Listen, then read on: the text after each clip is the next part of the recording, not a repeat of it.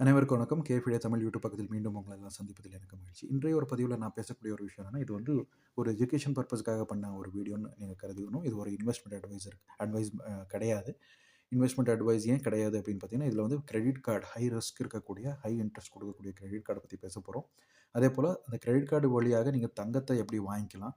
So தங்கத்தின் வழியாக வந்து குறுகிய காலகட்டத்தில லாபம் கிடைக்கலைனாலும் கூட, ஒரு லாங் டெர்ம்ல வந்து இந்த குரோத் அதிகமா இருக்கும் தங்கத்தில என்பதில் மாற்று கருத்தே கிடையாது.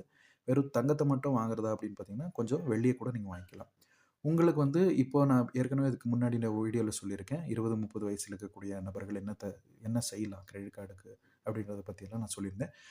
விஷயம் என்னன்னா, உங்களுடைய எமர்ஜென்சி ஃபண்ட வந்து நீங்க பில்ட் பண்ணணும். எந்த விதமான கமிட்மென்ட்டும் இல்ல அப்படின்னா, நீங்க வந்து எமர்ஜென்சி ஃபண்ட் வந்து ரொம்ப ஸ்ட்ராங்கா பண்ணிக்கலாம். அதாவது வெறும் 6 மாசம் வரைக்கும் எமர்ஜென்சி ஃபண்ட் வச்சா போதும்னு சில பேர் சொல்றாங்க. நீங்க 1 வருஷம் அல்லது 1 1/2 வருஷத்துக்கு ஆகக்கூடிய அந்த எமர்ஜென்சி ஃபண்ட் உங்களுடைய சம்பள தொகை என்ன இருக்கும்? மாத சம்பள தொகை.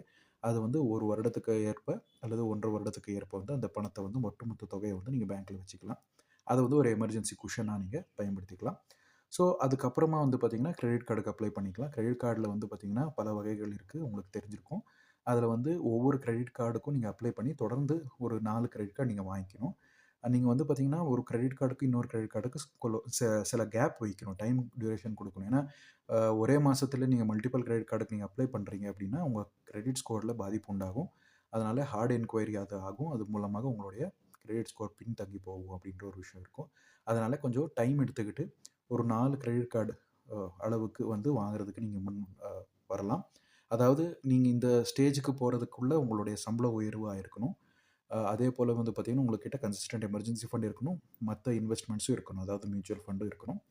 அதன் வழியாக அடுத்த கட்டத்துக்கு நீங்க போறப்ப என்ன பண்ணணும் அப்டின்னா, இந்த கிரெடிட் கார்ட வச்சுக்கிட்டு இந்த 4 கிரெடிட் கார்ட வந்து பீரியாடிக்கல்லி வந்து நீங்க ஸ்வைப் பண்றதுக்கு. அதாவது 1 வாரம் ஒரு அ தங்கமும் பிளஸ் வெள்ளியும் நீங்க வாங்கிக்கலாம் பிசிக்கலா. அதுக்கு அடுத்த வாரம் 2வது கார்டு மூலமா வாங்கிக்கலாம். அதுக்கு அடுத்த வாரம் 3வது கார்டு அந்த மாரி நீங்க வாங்கிக்கலாம். அத வந்து நீங்க ஃப்ரீக்வென்ட்டா இந்த எமர்ஜென்சி ஃபண்ட் மூலமாக நீங்க அத ரீபே பண்ணிக்கலாம் அப்டின்ற ஒரு விஷயம். ஒருவேளை நீங்க வந்து மல்டிபிள் கார்ட்ஸ் வச்சிருக்கீங்கன்னா, ஒரு கார்டோடைய டியூ டேட் வரும்போது 2வது கார்ட தேய்ச்சு கூட ரொட்டேஷன் பண்ணிக்கலாம். அதுக்கு வந்து ரிவால்விங் அப்டின்னுவாங்க. கிரெடிட் ரிவால்விங் அல்லது கிரெடிட் கார்ட் ரிவால்விங்ன்னு சொல்லுவாங்க. இதன் வழியாக என்னன்னா, உங்களுக்கு வந்து ப்ராசஸிங் ஃபீஸ் வந்து அதிகமா சார்ஜ் பண்ணுவாங்க. ஆனா எப்படி இருந்தாலும் நீங்க அந்த கடனுக்கு வந்து வட்டி நீங்க கட்டி தான் ஆகணுன்றத நீங்க மனதில வச்சுக்கணும். ஏன்னா, 4, 5 கிரெடிட் கார்ட வந்து நீங்க ஸ்வைப் பண்றீங்க அப்படின்னா, ஸோ உங்களுடைய கிரெடிட் யுட்டிலைசேஷன் வந்து பார்ப்பாங்க. அதேபோல வந்து பார்த்தீங்கன்னா, உங்களுடைய கிரெடிட் ஸ்கோர்ல வந்து அந்த எந்த விதமான ஒரு பாதிப்பு இல்லாத மாரி நீங்க அத மெயின்டெயின் பண்ணணுன்ற ஒரு விஷயம். 3வது ஒரு கருத்து என்னன்னா, இப்ப 4 கிரெடிட் கார்டு மூலமாவும் நீங்க ரிவால்வ் பண்ணிக்கிட்டே போனீங்கன்னா, உங்களுடைய கிரெடிட் ஹிஸ்டரி அதிகமாயிட்டே வரும். அதன் மூலமாக உங்களோட டிரான்சாக்ஷன் ஹிஸ்டரி பெருகும்.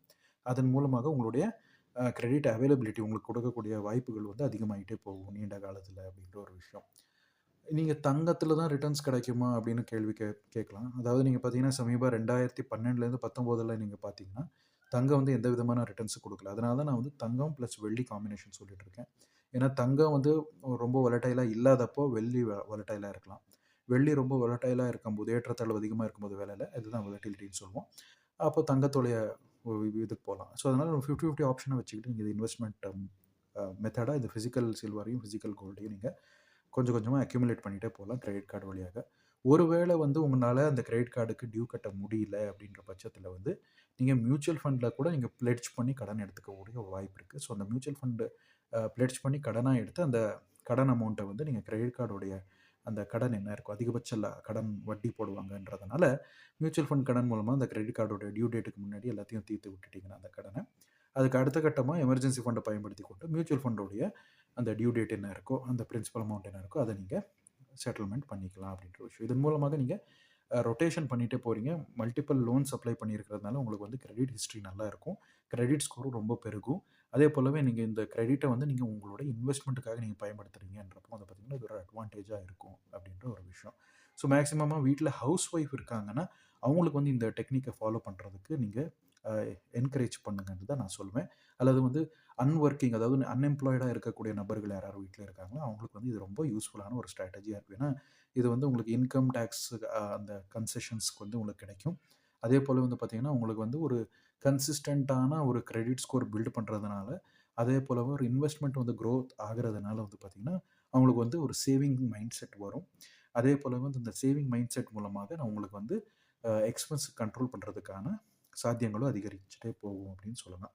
ஸோ இதன் வழியாக என்னென்னா நீங்கள் இன்கம் டேக்ஸ் ரேடாருக்குள்ளே வராத மாதிரியும் அதே போல் ஒரு அன்எம்ப்ளாய்டாகவே இன்வெஸ்ட்மெண்ட் டெக்னிக்கை ஃபாலோ பண்ணிவிட்டு நீங்கள் அதிகமான லாபத்தையும் கூட எட்டுறதுக்கான சாத்தியங்கள் இருக்குது அப்படின்னு சொல்லலாம். ஏன்னா இன்கம் டேக்ஸுக்கும் அதே போலவே எம்ப்ளாய்மெண்ட்டுக்கும் அதே போலவே கிரெடிட் கார்டுக்கும் எந்த விதமான சம்மந்தம் கிடையாதுங்க. ஏன்னா நீங்கள் கிரெடிட் கார்டு வாங்கணுன்னா வேலைக்கு போகணுன்ற அவசியம் கிடையாது. இப்போ வந்து ஒரு ஃபிக்ஸ்டு டெபாசிட் வச்சு கூட நீங்கள் கிரெடிட் கார்டை வாங்கலாம். நிறைய வங்கிகள் வந்து அந்த ஆப்பர்ச்சுனிட்டி அந்த வாய்ப்புகள் வந்து கொடுக்குது அப்படின்னு நீங்கள் சொல்ல விரும்புகிறேன்.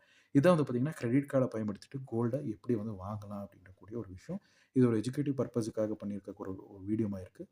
இது வந்து எந்த விதமான இன்வெஸ்ட்மெண்ட் அட்வைஸும் கிடையாதுங்க. ஸோ உங்களுடைய ரிஸ்க் உங்கள் கையில் தான் இருக்குது. அதனால் ஒரு எஜுகேட்டிவ் பர்பஸுக்காக நீங்கள் இந்த வீடியோ பார்த்துட்ருக்கீங்கன்னு நான் கருதிக்கிட்டு அடுத்த ஒரு பதிவில் இன்னொரு சுவாரஸ்யகரமான தகவல் வந்து நான் உங்ககிட்ட தெரிவித்து கொள்ளுக்கிறேன். இந்த பதிவு உங்களுக்கு பிடிச்சிருந்தா, இந்த வீடியோ உங்களுக்கு பிடிச்சிருந்தா லைக் பண்ணுங்கள். உங்களுடைய கருத்துக்களை கமெண்ட் வழியாக தெரிவித்துக் கொள்ளுங்கள். மீண்டும் இன்னொரு பதிவில் சந்திக்கும் முறை உங்களிடம் விடைபெறுவது உங்கள் KFTS சார்பாக தமிழ் சார்பாக சந்தேஷ். நன்றி, வணக்கம்.